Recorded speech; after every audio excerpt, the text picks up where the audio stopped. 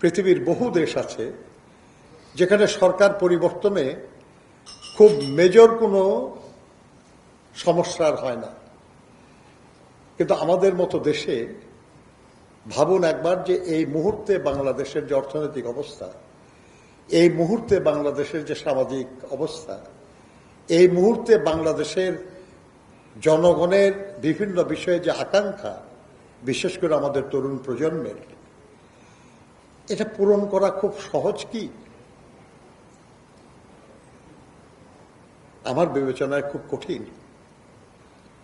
৭৫ পরবর্তী সরকারদের জন্য এটা চ্যালেঞ্জ ছিল।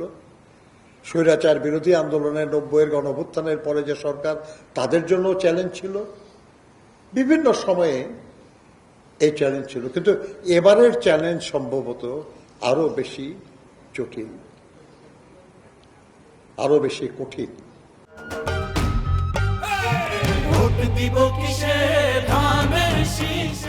এরকম একটা চ্যালেঞ্জ মোকাবেলার জন্য যোগ্য মানুষদের নির্বাচিত করা, যোগ্য মানুষদের হাতে দায়িত্ব দেওয়াটা খুবই গুরুত্বপূর্ণ।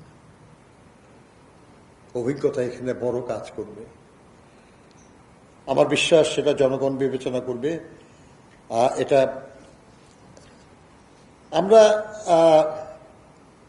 কিছু অভিযোগের কথা আপনারা শুনেছেন যে নানা ষড়যন্ত্রের কথা শোনা যাচ্ছে। নির্বাচনে জেতার চেষ্টা তো থাকবে, সবাই করবে, এটি স্বাভাবিক।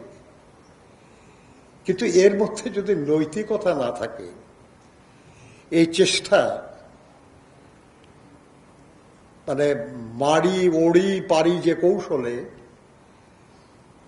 এটা কোনো নৈতিক বক্তব্য না। যে কৌশলেই হোক শত্রুকে মারতে হবে, পরাজিত করতে হবে, এটা নৈতিক কথা না। নিয়মের মধ্যে, আইনের মধ্যে কারো ক্ষতি না করে অন্যায়ভাবে লড়াই জিতা, এটা হলো উচিত। দুর্ভাগ্যক্রমে আমাদের এখানে নানাভাবে চেষ্টা চলছে যে অনৈতিকভাবে, অযৌক্তিকভাবে, অন্যায়ভাবে জেতার চেষ্টা যদি কেউ করে, এটাকে আপনারা দয়া করে আপনাদের নজরের মধ্যে রাখবেন। এটা আমাদের পক্ষে বা বিপক্ষে যাচ্ছে, এতে কিছু আসে যায় না।